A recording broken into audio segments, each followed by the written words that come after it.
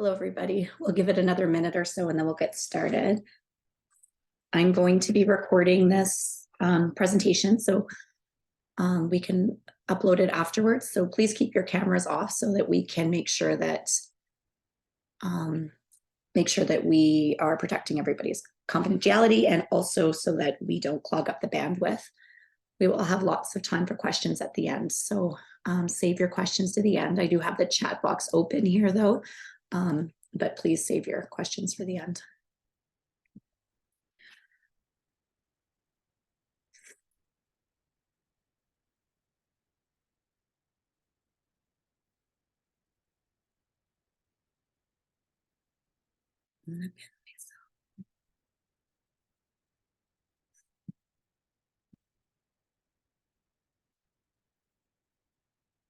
Alrighty, we're gonna get started. Welcome everybody. I apologize, my voice is a little bit hoarse. I caught a daycare cold, so here we are with my cold. So I hope you all can hear me, and I will be sipping my tea and hoping to get through this as clear as I can.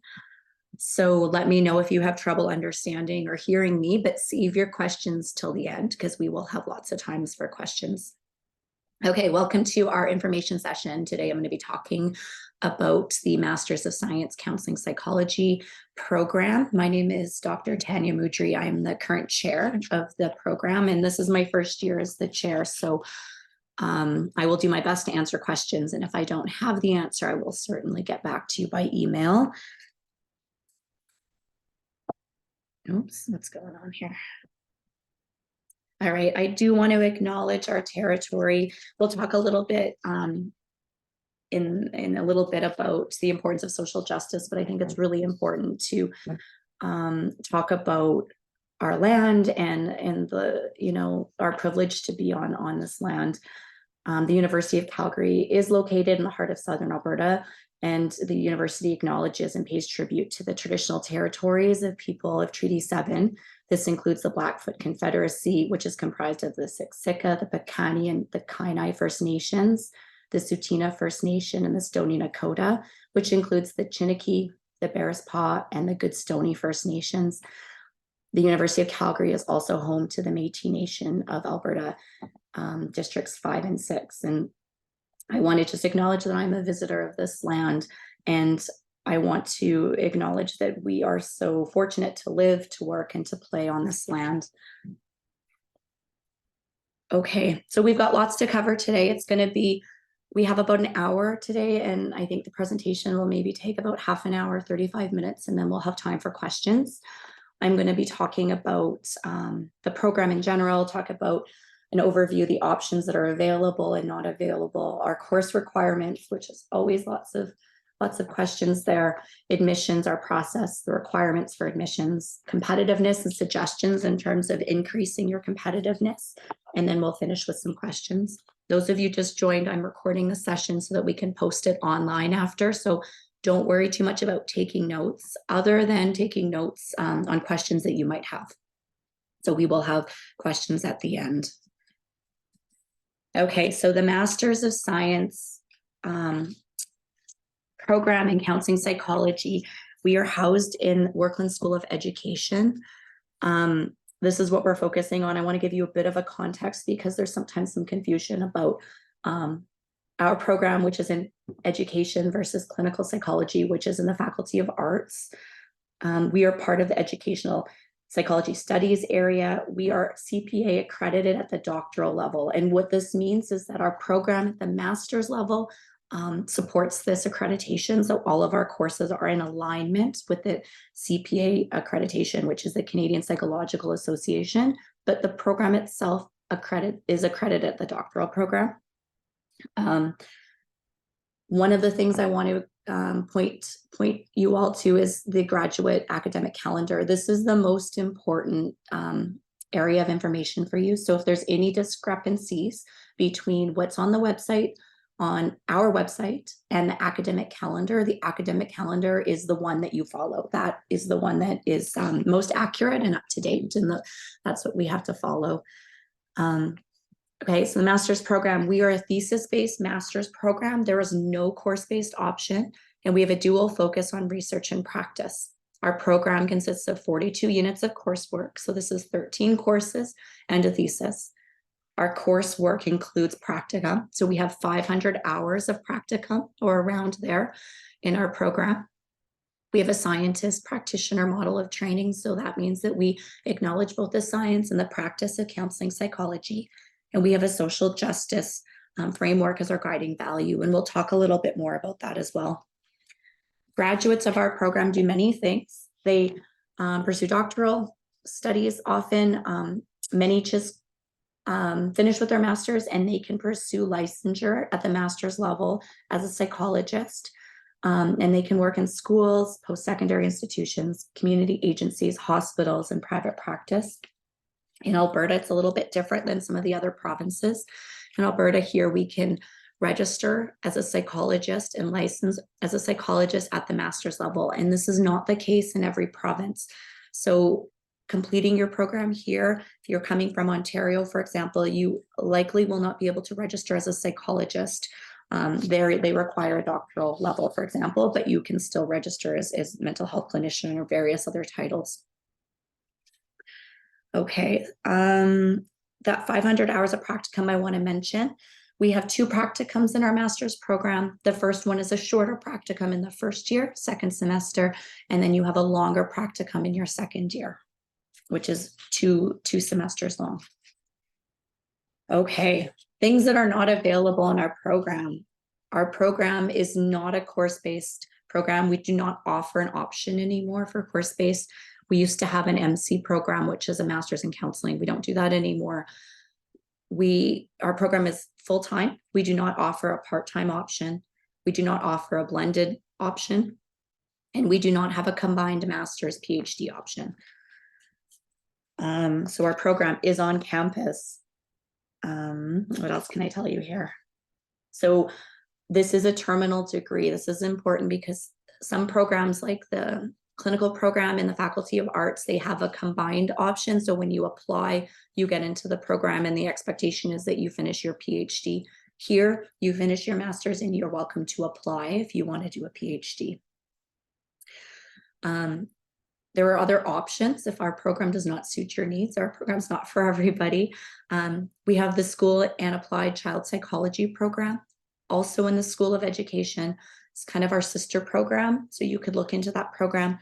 The University of Calgary has the clinical psychology program in Faculty of Arts, and then there are other universities that have counseling programs. At the end of this presentation, I have a master list put out by the CCPA, which is the Canadian Counselling and Psychotherapy Association, and that will include a list of other programs such as Athabasca that you can do your Master's of Counseling in. Okay, so our program is distinct in many ways, one of which is that we have a social justice pedagogy. Social justice is sort of a signature value that we have in our program. And what this means is we have required courses that align with social justice. So we have a course called Social Justice, Decolonization, and Human Rights in Professional Psychology. We also have an Indigenous Approaches to Counseling course, and this is a new course. And I think a course that is unique so far to counseling psychology programs. Our emphasis on research and practice is promoting justice. And again, so I mentioned other programs might be a better fit if you're seeking a combined course, a course-based option, a part-time option, or blended instruction. Okay, courses in our program. Our first sort of base course is called Theories, Conceptualizations, and Interventions. This is one of the first courses that you take, and it really introduces you to the theories and the practices of counseling psychology on how to work with people. We talk about theory, we talk about how to conceptualize client concerns, and then how to work with them. 601 is the second part of that course, or a second version of that course in the second semester. All of our students have to take research design and statistics. Everybody has to take ethics so that they can engage in appropriate ethical practice. Theoretical and clinical foundations of assessment. And then there's the social justice, decolonization, human rights that I talked about. Theories in career development. This is unique to counseling psychology. Clinical programs and other such programs don't have courses in career development. And then these are our practicum courses, 640 and 647. I need to note here that 640, these numbers are going to change right now. They're currently called 640A and 640B, but this is actually going to change because the university has told us that they don't want AB courses. So we'll have new numbers. I'm not sure what numbers they will be. It might be 640, 641, for example. But the courses will be the same. They'll just have different numbers. Okay, now there are some additional courses. So after you finish that initial research course, you will have an option of either taking qualitative research methodologies or multivariate design and analysis. Typically, this decision is made with your supervisor based on your thesis topic. Not always. Sometimes people will have a really strong background in statistics. Maybe they have another master's degree or a doctoral degree, and they'll want to take qualitative research as sort of an additional training, and that's fine too, but you do have to make that decision with your supervisor. Other classes that you take are bolded here. So we used to have two options for courses, and for many reasons, we've pared it down to one. So all of our students take psychological assessment of adults, although this is more of a lifespan psychological assessment. So it's not solely focused on adults. It's a little bit more across the lifespan. Everybody now takes Indigenous approaches to therapy and relationship counseling.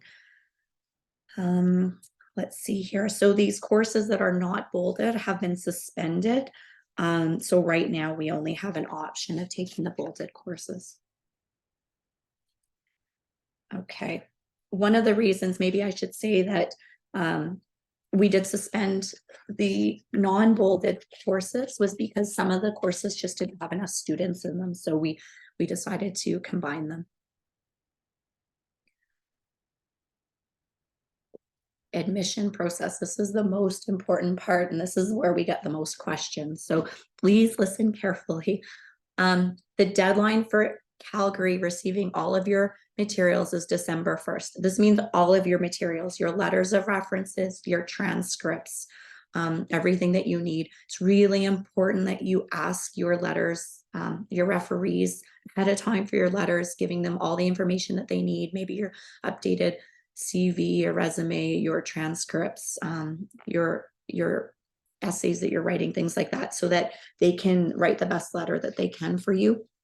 Make sure that they have lots of time because everything needs to be in by December 1st.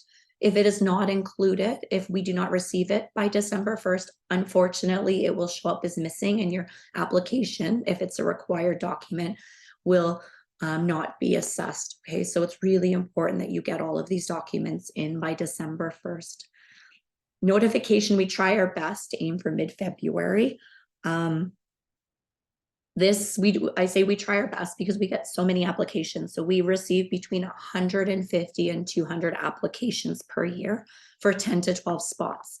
And we take our admissions very seriously. So what happens is we have at least two people reviewing each application, right? So we have two people reviewing, and then we come to the committee and we come as a group and make decisions. So I, as the chair, or I, as a potential supervisor, do not have the power to make a decision about who gets into the program or not. It is a committee decision. So that's important for you to know.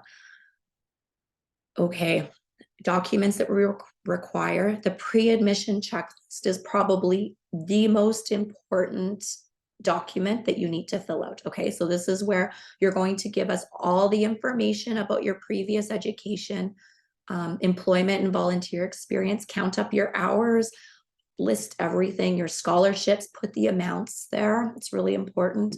Any of your research experience, any publications or presentations, really important to include there. This is also where you include all of the courses that you have. Everybody always has questions about, does this course count or does this course count? Unfortunately, we do not have the capacity to let you know and to examine each course or each description or each outline at this stage. So do your best, and if you think that your course counts, list it, say, under biological basis. If you're still taking the course, that is completely fine. Just note on there in progress or registered for spring semester, for example. So we don't expect everybody to have all of their courses done by the time of application. We often accept students who are still in the middle of their degree or still doing coursework. But it's important for you to let us know that you're planning on taking that course, because that will inform our decision. If a student has many courses to take, that's taken into consideration in terms of if we think they're going to be able to be done in time to start in the following year. So please put on those course lists the courses that you think will fit under each of the requirements or each of the prerequisites, and then also indicate if it's completed or in progress. Volunteer experiences, that's usually some sort of helping experience. So this is important to let us know. Sometimes it's work experience. Sometimes people are doing counseling or they're working at the distress center. Sometimes it's more community work, right? So sometimes people are working and serving their community in different ways. This is part of our social justice mandate, is part of our desire to also invite folks that have alternative backgrounds. So make sure you include all of your experiences there that might be relevant to our work helping people. We need transcripts from all post-secondary institutions. So sometimes students or applicants will only include their transcripts from their undergraduate program or their last program. We want to include if you're taking a course from Athabasca, for example, or you're taking a course here and there in open studies, please include those transcripts as well. Let's see here. Okay, so we are looking for, so your 500-word essay, I'll talk about that first. We really want to know why our program, why this program, why counseling psychology. It's important to talk about what your research interests are and who you might want to work with, okay? So this is important. I often get questions, do I need to have a supervisor ahead of time? No, you don't need to have a supervisor ahead of time. In fact, typically we wouldn't accept students ahead of time. What you need to do is look at our list of faculty members on our website and see who has interests that is in alignment with what you want to do. You can list them in your letter. You can contact them if you want. You may or may not get a response. People are very busy.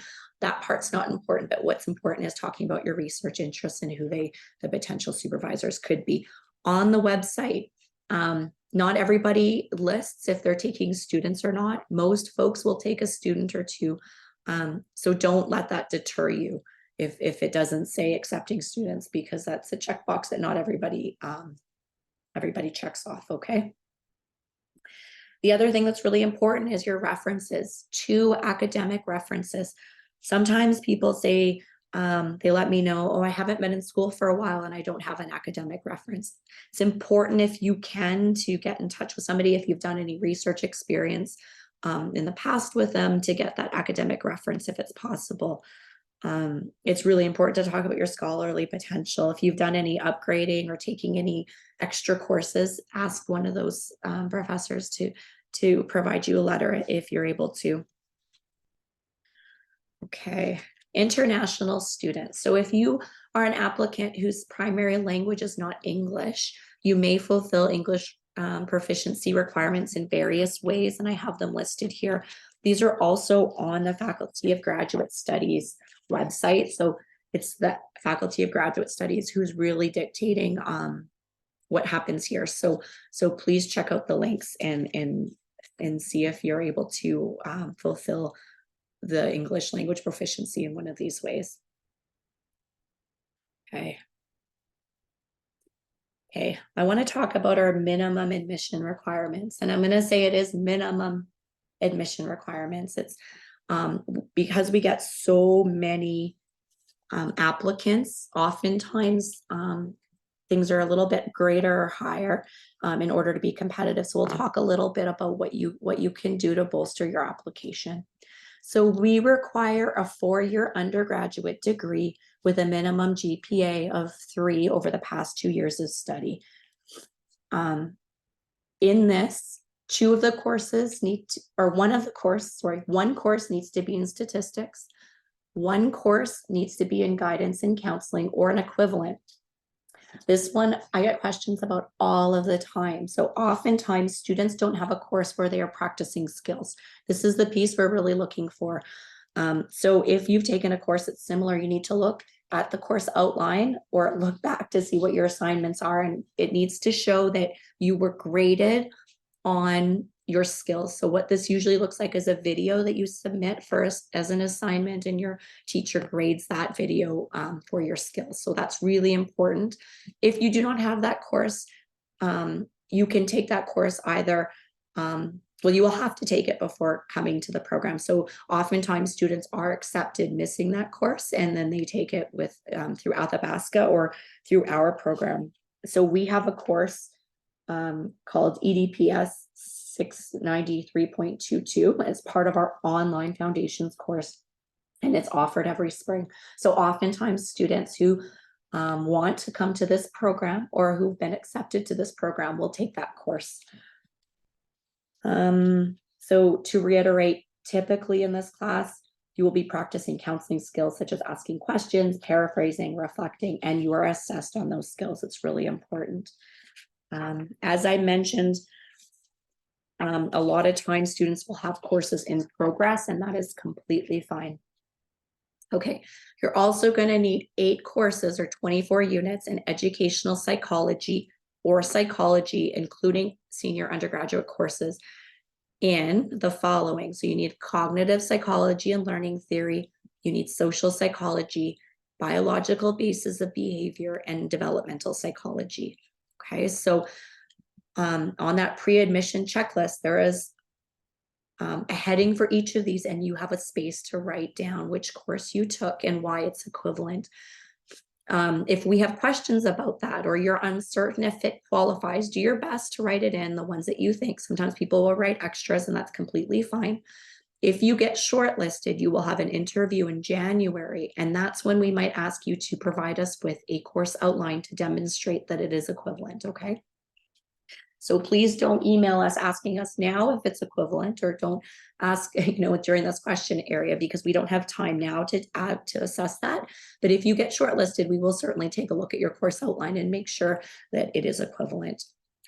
Part of these requirements are because we are in alignment with the College of Alberta Psychologists Pathway 4. So everybody who graduates from our program, if they started after 2022, can apply for CAP as a registered psychologist, and they won't go through each of your courses. So this is a really wonderful benefit, but because of that, we require these prerequisites, and we're pretty strict about it. Well, we're very strict about it.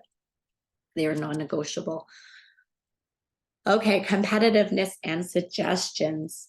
So as I said, for September 2024, we anticipate approximately 10 to 12 available spots. I don't know how many yet. It depends on what the dean tells us.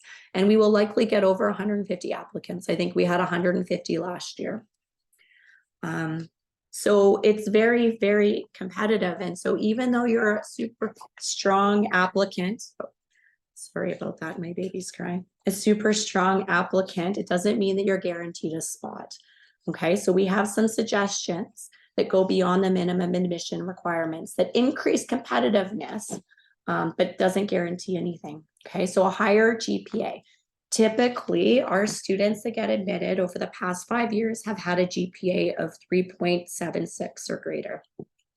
Doesn't mean that you won't get in if you don't have that GPA. We look at the whole package of a student. However, this is then the typical GPA. Previous degrees in psychology are common, often honors degrees. And this doesn't mean that if you don't have a degree in psychology, you're not going to get in. But in order to get all of those courses, oftentimes our students do have degrees in psychology, and typically an honors degree. Previous research experience and or an honors thesis. So our students tend to have a lot of research experience. This is part of what we look for in our applicants. And this might take the form of an honors thesis, but it might also be a research assistantship. It might be a job where you're conducting research, that sort of thing. Previous helping experience is important. As I said, work or volunteer. both count. Completed undergraduate degrees at the time of application tends to be increasing one's competitiveness because there's not, a bunch of courses left to be completed. It's risky for us to accept a student where they have many courses left to complete.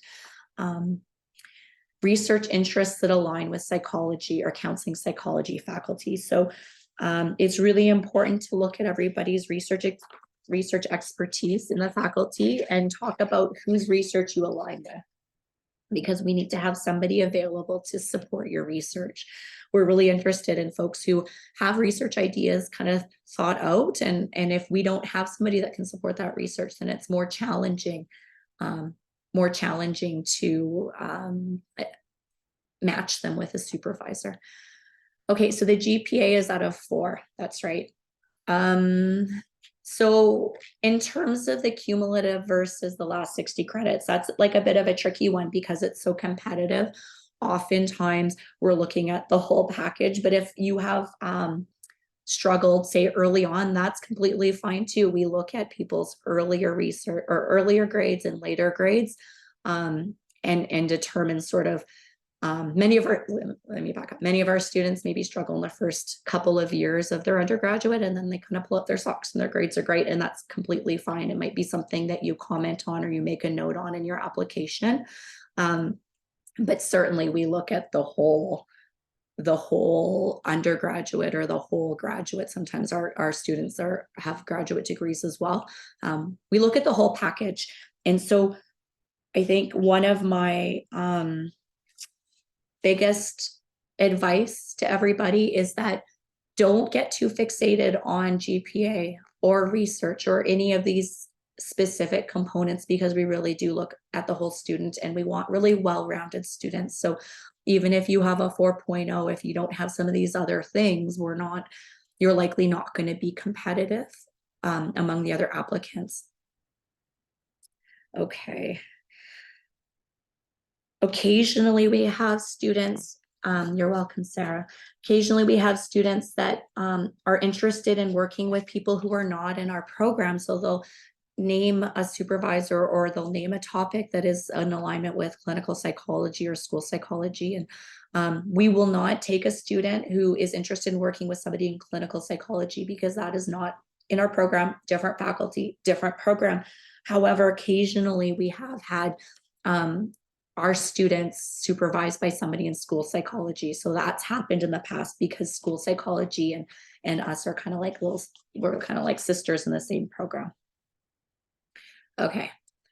Questions and useful resources. Really important for you to check out all of these links and to go through our website carefully before submitting your application and before emailing us with questions, because we have lots of information. So we've got the MSc program information page here where you can look at all of the things basically that I talked about today and have everything written down.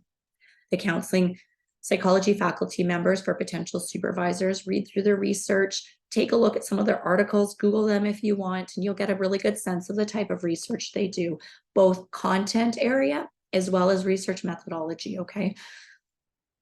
Information on scholarships and awards is really important for once you're in the program for sure, as well as how things work. International information for international students. And then the Canadian Counseling and Psychotherapy Association list of programs here is all of those counseling programs that aren't necessarily our program. So if you're interested in exploring, I don't know, other programs where you can become a psychologist, for example, and not do it full time, or you want to do it part time or online, there are lots of good options there. And then, as I mentioned, we have the graduate calendar here. And this is the main calendar that I was talking about, the FGS calendar. And this is where you're going to want to go for information. If you have questions that aren't answered today, and I will answer questions in a Q&A here as well, feel free to email me.